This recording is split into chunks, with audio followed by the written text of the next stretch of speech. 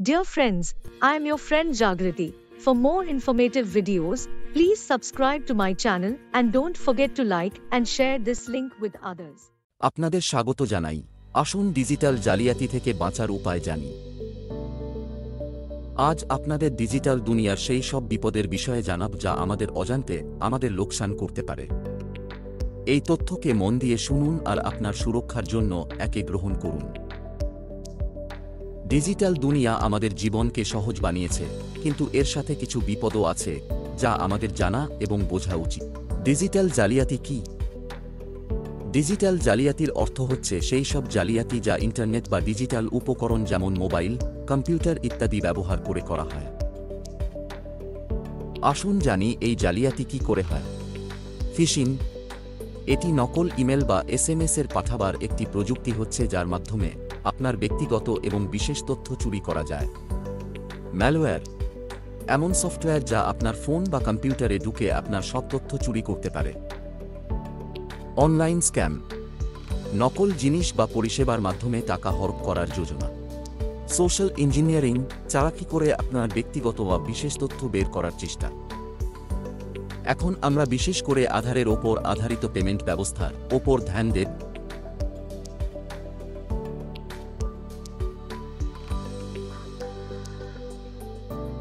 এটি এমন একটি সুবিধা হচ্ছে যা আমাদের গ্রামে পেমেন্ট করা এবং লেনদেন করারকে সহজ বানায়, কিন্তু এর মাধ্যমেও জালিয়াতি হতে পারে।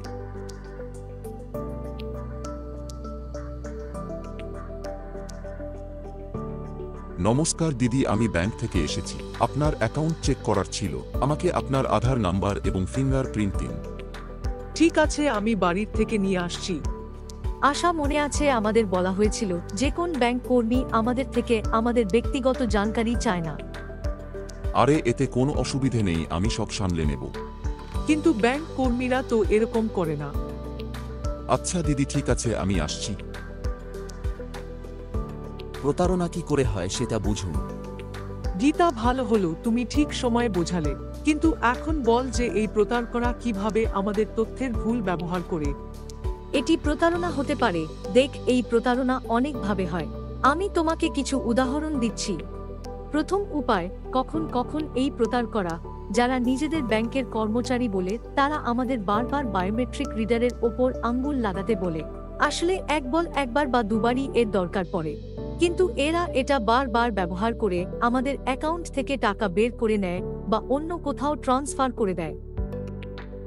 দ্বিতীয় উপায়, সব সময় নিজের সেল ফোন নম্বর অ্যাকাউন্টের সঙ্গে লিঙ্ক করে রাখুন যাতে আপনার পয়সা বেরলেই আপনার কাছে এসএমএস আসে।